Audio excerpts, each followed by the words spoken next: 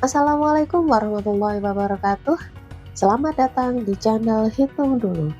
Belajar matematika jadi lebih mudah dan seru.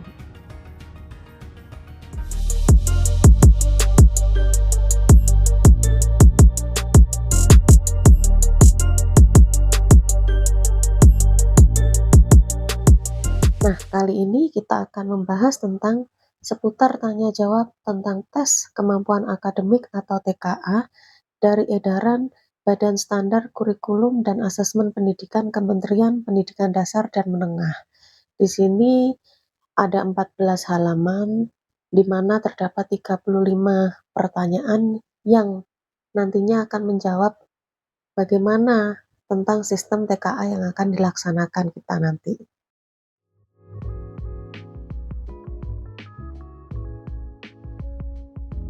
Oke, yang pertama kita akan membahas apa itu TKA. TKA adalah tes kemampuan akademik, merupakan asesmen yang dirancang untuk mengukur kemampuan kognitif siswa di berbagai jenjang pendidikan. TKA berfokus pada pemahaman konsep dan keterampilan berpikir kritis dan bukan hanya sekedar pada hafalan. TKA juga menjadi bagian dari alat ukur untuk menilai kesiapan siswa melanjutkan pendidikan ke jenjang selanjutnya. Selain itu, TKA juga digunakan sebagai salah satu komponen dalam seleksi nasional berdasarkan prestasi atau SNBP untuk masuk perguruan tinggi. Otomatis berarti lewat jalur rapot ya. Nah, pertanyaan yang pertama tentang TKA. Apakah TKA wajib diikuti semua siswa? Apa konsekuensi jika tidak ikut TKA?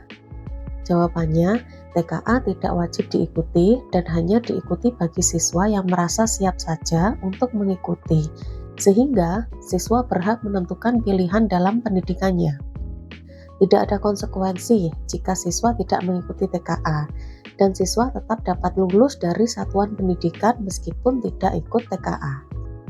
Nah, kemudian, TKA merupakan hasil tes yang menunjukkan capaian akademik dapat digunakan sebagai salah satu syarat untuk pertimbangan seleksi penerimaan murid atau mahasiswa baru. Pertanyaan yang kedua, siapa saja yang mengikuti TKA? Jawabannya adalah semua siswa kelas akhir pada jenjang SD, MI, atau sederajat. Yang kedua, semua siswa kelas akhir pada jenjang SMP, MTS, atau sederajat. Dan yang ketiga, semua siswa SMA, MA, SMK, MAK, atau sederajat dari pendidikan formal, non-formal, dan informal dapat mengikuti TKA. Pertanyaan yang ketiga, apakah siswa dari sekolah luar negeri dapat mengikuti TKA? Jawabannya, siswa yang terdapat pada basis kementerian dan memiliki NISN valid dapat mengikuti TKA. Selanjutnya lagi, apakah anak berkebutuhan khusus atau ABK bisa mengikuti TKA? Jawabannya, anak berkebutuhan khusus dapat mengikuti TKA kecuali anak tersebut memiliki hambatan intelektual. Jadi bisa ya. Pertanyaan yang kelima, apakah siswa dari jalur pendidikan sekolah rumah atau biasa kita sebut homeschooling bisa mengikuti TKA? Tentu dapat. Siswa homeschooling yang terdaftar dalam basis kementerian atau memiliki NISN valid dapat mengikuti TKA. Pertanyaan yang keenam, apakah siswa SMK juga harus ikut TKA? Padahal siswa SMK mayoritas ingin langsung bekerja. Jawabannya, TKA tidak wajib diikuti baik siswa SMK maupun SMA. Tetapi perlu dipertimbangkan bahwa hasil TKA dapat dijadikan sebagai sumber informasi capaian akademik yang diminta oleh dunia kerja. Hal ini bergantung pada kebutuhan atau syarat yang ditetapkan masing-masing perusahaan atau organisasi, sehingga keputusan untuk mengikuti TKA perlu dipertimbangkan lagi ya. Pertanyaan selanjutnya nomor 7, untuk peserta program paket A atau paket B atau paket C, apakah juga ikut TKA? Jawabannya, siswa dengan pendidikan jalur non-formal dan informal yang ingin mendapatkan pengakuan kesetaraan hasil belajar juga perlu mengikuti TKA. Selanjutnya di nomor 8, jika siswa tidak ikut TKA sekarang, apakah boleh mengikuti TKA tahun depan? Jawabannya tidak bisa. Kesempatan mengikuti TKA diberikan untuk siswa di akhir jenjang pendidikan saja ya, sehingga kesempatan siswa mengikuti TKA hanya 1 kali pada tiap jenjang, kecuali ketika siswa tersebut tidak lulus dari satuan pendidikan. Dia dapat mengikuti TKA tahun depan dengan status masih sebagai siswa di satuan pendidikan. Jadi TKA ini hanya diikuti 1 kali pada akhir jenjang pendidikan ya. Nomor 9, apakah apa yang diharapkan tercapai dengan TKA ini? Harapannya adalah tentu siswa diharapkan mempunyai laporan capaian akademik berdasarkan penilaian terstandar sehingga dapat digunakan untuk berbagai kepentingan yang membutuhkan informasi capaian akademik individu siswa. TKA juga diharapkan menjadi salah satu sumber informasi untuk pemetaan mutu pendidikan dan masukan penyusunan kebijakan dalam upaya peningkatan mutu pendidikan. Secara khusus, TKA diharapkan dapat mendorong satuan pendidikan memperbaiki proses pembelajaran dan penilaian. Pertanyaan nomor 10, apakah TKA menentukan kelulusan siswa? Jawabannya TKA tidak menentukan kelulusan siswa. Kelulusan dari satuan pendidikan ditentukan oleh satuan pendidikan berdasarkan hasil penilaian satuan pendidikan. Selanjutnya, nomor 11, mengapa TKA diadakan?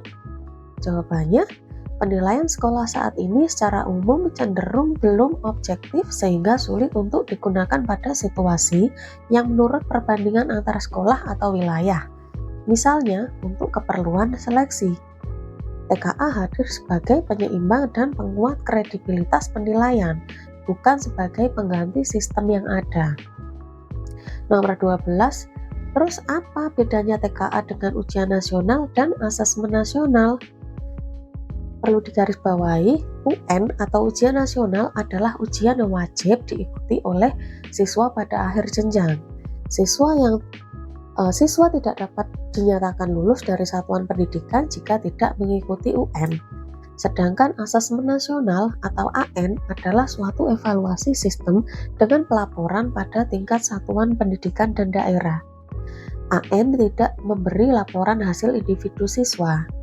Sementara TKA adalah asesmen terstandar untuk mengukur capaian akademik siswa dalam mata pelajaran tertentu dan sifatnya tidak wajib. Tiap siswa yang mengikuti TKA akan memperoleh hasil TKA. Pertanyaan selanjutnya di nomor 13, apa saja mata pelajaran yang diujikan dalam TKA? Yang pertama untuk SD, MI, atau juga SMP, MTS atau sederajat, pelajaran yang diujikan hanya ada 2, yaitu bahasa Indonesia dan matematika. Sedangkan untuk SMA, MA, SMK, MAK, dan sederajat ada 5 mata pelajaran. Yang pertama yaitu pelajaran pada mata pelajaran wajib pada bahasa Indonesia, matematika, dan bahasa Inggris, dan 2 mata pelajaran pilihan. Selanjutnya di nomor 14, apakah semua siswa SMA, MA, SMK bisa memilih mata pelajaran apa saja dalam TKA? Jawabannya, siswa memilih 2 mata pelajaran pilihan dari daftar yang tersedia. Satuan pendidikan diharapkan dapat memberikan arahan agar pilihan sesuai dengan minat siswa dan rencana studi lanjut. Pemilihan dilakukan saat pendaftaran TKA. Nomor 15, bagaimana bentuk soal TKA? Jawabannya, soal TKA berbentuk pilihan ganda biasa, yaitu soal dengan hanya 1 pilihan jawaban yang benar, dan pilihan ganda kompleks, yaitu dengan soal dengan pilihan jawaban benar bisa lebih dari 1. Nomor 16, apakah kurikulum Merdeka dan kurikulum 2013 menghasilkan soal TKA yang berbeda tingkat kesulitannya? Jawabannya, soal TKA sama untuk kedua kurikulum karena dikembangkan dengan mempertimbangkan materi atau kompetensi yang berlaku untuk kurikulum Merdeka dan kurikulum 13. Nomor 17, apakah soal TKA berdasarkan literasi dan numerasi seperti AN atau asesmen nasional?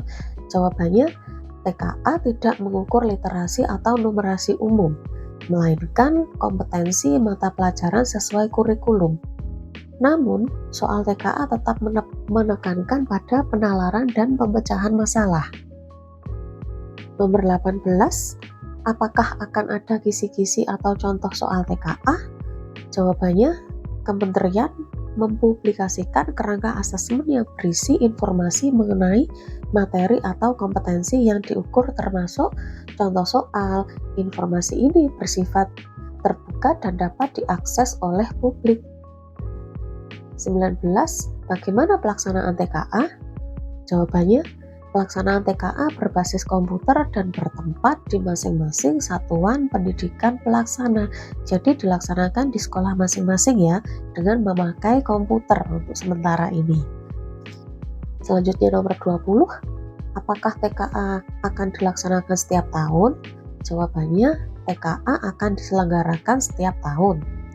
TKA perdana pada jenjang SMA, SMK sederajat, dan SMK atau MAK TKA akan dilaksanakan pada tanggal 1 sampai 9 November 2025. Untuk jenjang SD, MI sederajat, dan SMP, MTS sederajat, perkiraan pelaksanaannya di bulan Maret atau April 2026. Pertanyaan nomor 21, apakah bisa menggunakan HP jika sekolah tidak mempunyai komputer? Jawabannya, TKA dirancang sebagai tes yang terstandar dengan menggunakan komputer. Otomatis HP tidak dapat digunakan untuk TKA.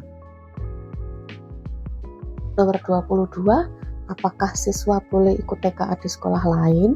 Jawabannya, jika kondisi sekolah belum memungkinkan untuk melaksanakan TKA, maka siswa dapat mengikuti TKA di sekolah lain. Hal ini dilakukan dengan koordinasi Dinas Pendidikan atau kantor wilayah atau kantor Kementerian Agama sesuai dengan kewenangannya. Nomor 23, apakah waktu pelaksanaan TKA tidak bentrok dengan ujian sekolah lain? Jawabannya, jadwal TKA akan dirancang agar tidak tumpang tindih dengan ujian semester atau ujian sekolah.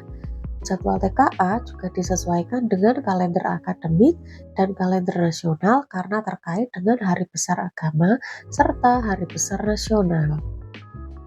Nomor 24, apakah sekolah boleh menolak mengikuti TKA? Terus apa dampaknya? Jawabannya, sekolah perlu memfasilitasi pelaksanaan TKA. Jika TKA tidak dilaksanakan, murid akan dirugikan karena tidak adanya kesempatan memperoleh hasil TKA dan tidak dapat memanfaatkan untuk berbagai kepentingan. Nomor 25, bagaimana siswa dari keluarga kurang mampu dapat mempersiapkan diri sementara mereka tidak mempunyai biaya untuk mengikuti bimbel? Jawabannya, TKA mengukur apa yang dipelajari di satuan pendidikan sesuai dengan kurikulum yang berlaku. Agar siswa, guru, orang tua memahami dan mempunyai gambaran tentang TKA, Kemendikbud menerbitkan kerangka asesmen yang memuat informasi tentang kompetensi yang diukur beserta dengan contoh soalnya. Dengan adanya informasi tersebut, tiap satuan pendidikan mempunyai kesempatan yang sama dalam mempersiapkan siswa tanpa perlu ikut bimbel. Siswa juga dapat belajar secara mandiri mempersiapkan diri dengan belajar serius. Nomor 26, bagaimana peran Kemendikbud, pemerintah daerah, dan satuan pendidikan dalam pelaksanaan TKA? Jawabannya, Kemendikbud menyiapkan sistem TKA, menyiapkan soal, melakukan pengolahan hasil, dan menerbitkan sertifikat hasil TKA.